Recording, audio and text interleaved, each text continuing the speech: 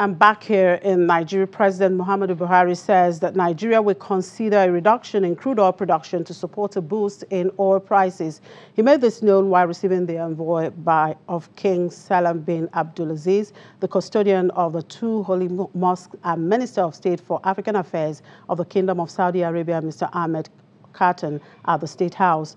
President Buhari, who assured the envoy of Nigeria's cooperation, says he wishes that there was no need for production cuts because of Nigeria's large population and the need to generate more revenue for the economy. And partner and chief economist at PwC, Andrew Nevin, says Nigeria needs to attract more of the world's biggest companies to grow the economy by having more direct conversations with them. He also addresses the issue of homegrown investment to drive economic growth. He was speaking at our Business Morning program earlier in the day. The incumbent government and the candidates, where I've read the economic manifesto, are focused on the right issues. So the widespread recognition, say compared to 2015 or 2011, youth unemployment, we need to grow faster, we need foreign investment, we need to unlock our own investment in this country, we need development everywhere, we need it in the rural areas. So from that viewpoint, the economic discourse now is much, much better on that. In terms of the FDI, absolutely, the next administration, whether it's the incumbent or someone new, needs to unlock that. So there are going to be big foreign players that will come into this market because we have the most potential.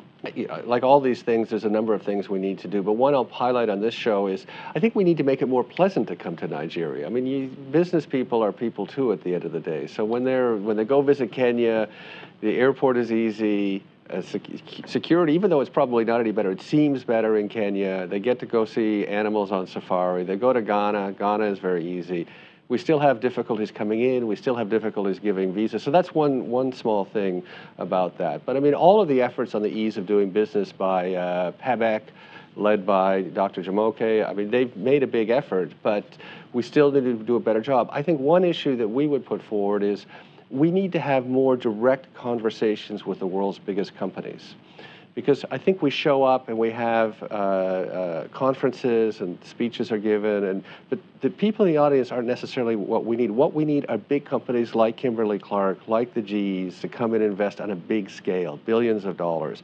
And I think the way to have that is for Nigeria to go directly to those headquarters and tell the story.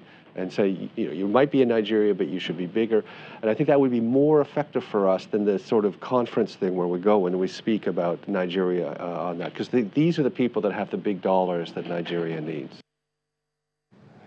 Well, South Africa plans to bail out state power utility Eskom with 69 billion rand. That's about $4.9 billion over 3 years. This formed a centerpiece of a budget presented on Wednesday by the Finance Minister, Tito Mboweni. Well, joining us now from Johannesburg via telephone is a political and business analyst, Shebo Kadima. Good afternoon, Mr. Kadima. Thank you very much for coming through to us. Good afternoon, and thanks for having me on Channel TV. Now, another bailout for Eskom. How did South Africans and business community welcome this news? Well, it has been a mixed bag, and a mixed bag depending on which sector of the economy one comes from.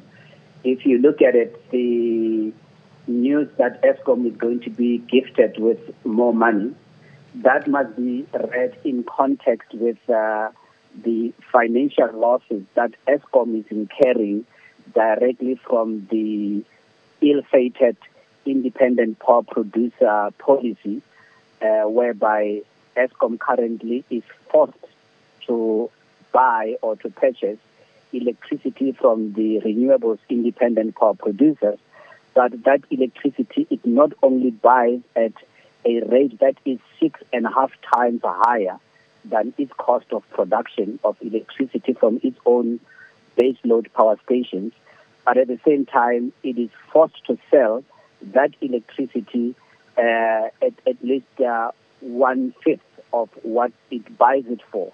So those are some of the problems that Eskom is faced with, and the financial losses that it incurs from this independent power producer program are in that region of the 23 billion rand, which the Minister of Finance yesterday in his budget speech said will be the financial support that will be given to Eskom. So if anything, it must be seen as a subsidy for the independent power producer program more than helping Eskom in terms of its own financial difficulties coming from cost inefficiencies and inflated operating costs in some of the areas.